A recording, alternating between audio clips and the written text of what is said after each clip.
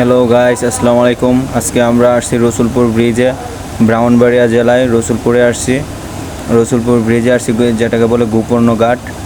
এখানে আমরা আজকে আসছি, শুনলাম যে নদীতে নাকি পানি হয়েছে, অনেক পানি উঠছে। তো এখন নাকি ব্রিজে অনেক সুন্দর, ব্রিজ থেকে অনেকটা সুন্দর লাগে। তার জন্য আমরা গেলাম। যাওয়ার পথে এই ব্রিজটা আপনাদেরকে দেখাচ্ছি।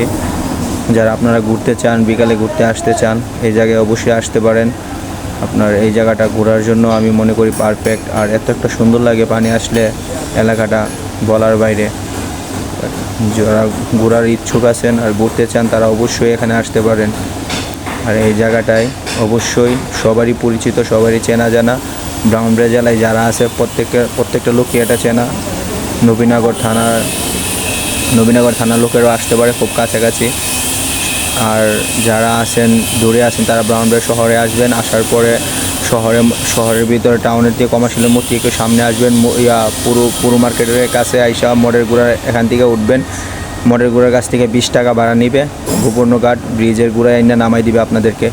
আপনারা এখানে আসতে পারেন। আর এখান থেকে ব্রিজটা পার হয়ে আসার পরে এই সামনে 2টা পার্ক পড়ে, পার্কে আপনারা ঘুরতে পারেন বা বাচ্চারা নিয়ে আসতে পারেন, সমস্যা নাই।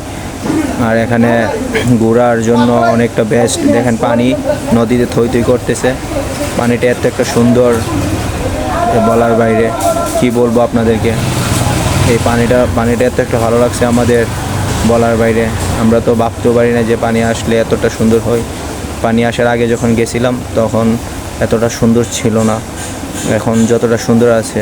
আর ঈদের সময় তো এই জায়গায় পাড়াই দেওয়া যায় না, কোনো অনুষ্ঠানের সময়, পয়লা বৈশাখ, ঈদ, এগুলোর টাইমে এই জায়গায় পাড়াই দেওয়া যায় না, এত মানুষ ভিড় থাকে। আর আমি আপনাদেরকে আজকে নিয়ে আসলাম এই গোপর্ণ ঘাট। এই যে দেখেন, এখানে এটা হলো প্রথম পার্ক, সামনে আবার আছে আরেকটা দ্বিতীয় পার্ক, ওইটাও দেখতে পারবেন। এই যে এটা পানির মধ্যে রেস্টুরেন্টগুলো অনেকটা ভালো লাগে, কি বলবো বলার বাইরে, মানে বলার মতো ভাষা নাই, এত একটা সুন্দর। আর আমরা গিয়েছি লং টাইম, দুপুরের টাইম।